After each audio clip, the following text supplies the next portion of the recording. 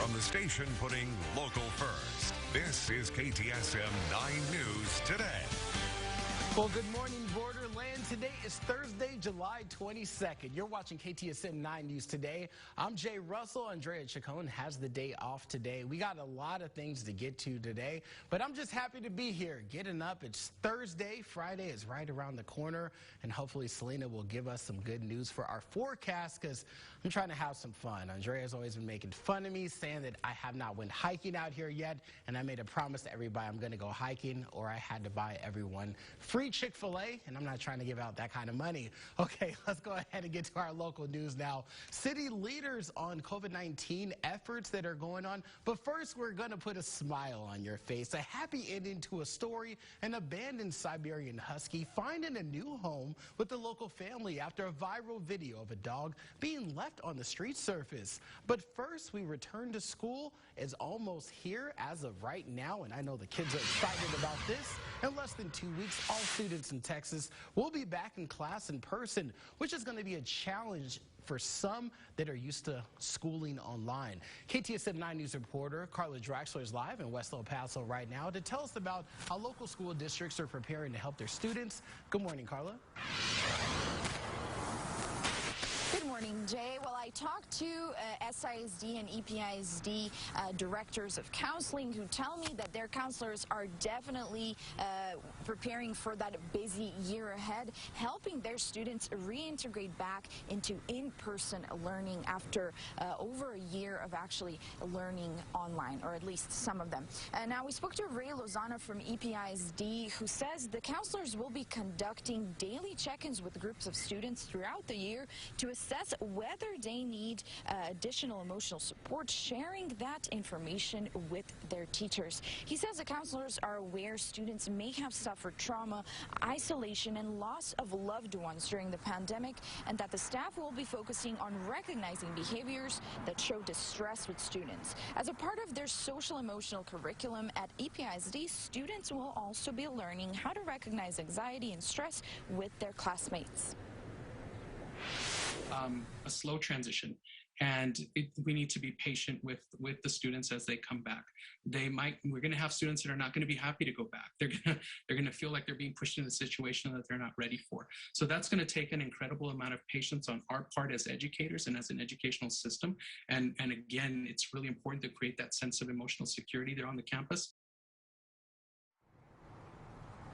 Lozano says parents are also a big part of this reintegration process. He advises them to communicate with their children and the school and listen without a judgment. Now, stick around with us for another 30 minutes because we also spoke to a counselor director at SISD who gave us more advice on how you can help your child go back to school in person. Reporting live in West El Paso, I'm Carla Draxler. Back to you. Can't wait to hear that advice. Thank you, Carla. The El Paso City and County Health Authority continues to urge El Pasoans to get vaccinated to help protect themselves against the rapidly spreading COVID-19 Delta variant. Now, on Wednesday, city leaders also announced that 7 fully vaccinated people here in El Paso died from COVID-19. All of them had multiple underlying health conditions. As we told you earlier this month, the first death was reported on July 8th. That was just under 2 weeks ago. The city didn't say which vaccine that they did receive. Health officials continue to recommend getting vaccinated, claiming it's the best way to protect you against COVID-19. We expect that people that have underlying conditions, older people, are going to be the ones that probably their immune system didn't mount a response in a way that it was protected. And we know that all the vaccines are not going to be 100%. Experts remind the public that vaccines greatly decrease your chances of having severe symptoms and the need of being hospitalized. And the U.S. government is extending border restrictions with Canada and Mexico until at least August 21st. The move was announced on Wednesday by the Department of Homeland Security. Now, this comes after 2 days after the Canadian government announced it would begin letting fully vaccinated U.S. citizens into Canada, and that's starting on August 9th. At the beginning of the pandemic, both the U.S. and Canadian governments restricted non-essential travel by land between the two countries, although Canadians have been able to fly into the United States.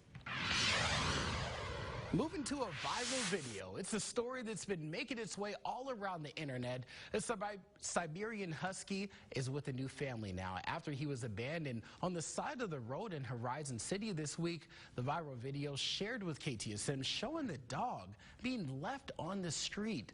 Local rescue groups say that this is a growing problem here in El Paso, especially during the pandemic when Animal Services was not able to accept intakes. Animal Services says it never stopped accepting intakes and continues to do so. Animal Services is accepting intake, and we do it on a scheduled basis. Again, that is going through our community and pet support system, so they are able to stagger in our intakes. We are always here.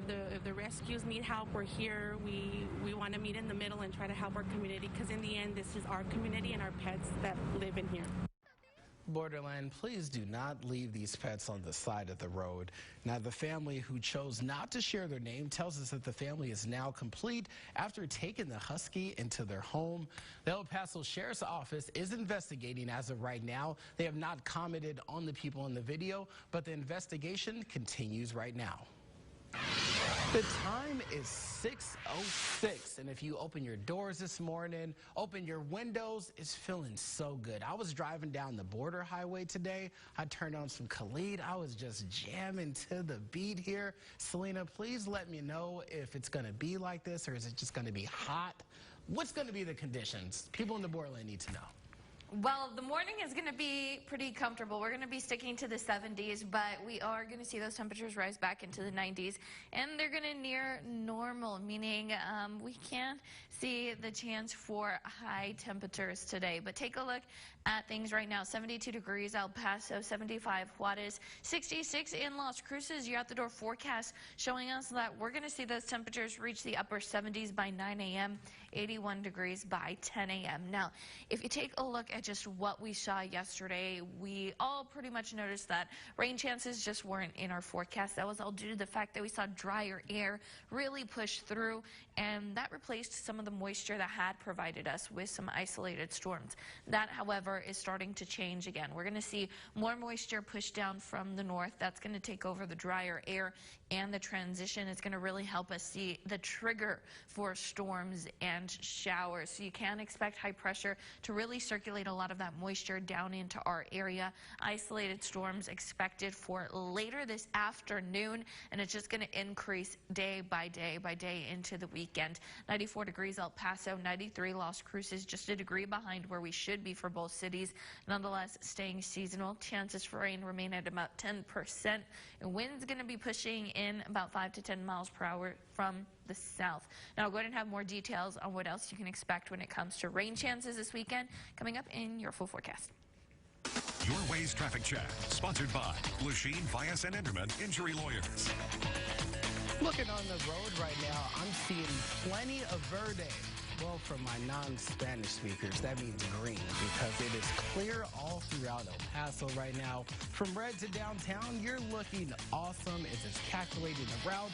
Only a 10-minute drive. Trans Mountain to downtown, that's looking like a 13-minute drive. And Loop 375 to downtown is going to take you 16 minutes. It is 6:08 coming up. An update on the condo collapse in Surfside, Florida. How much money the families of the victims could receive in compensation. Then President Joe Biden back in Washington, where his infrastructure deal now stands, which is dividing lawmakers. This is KTSM 9 News Today.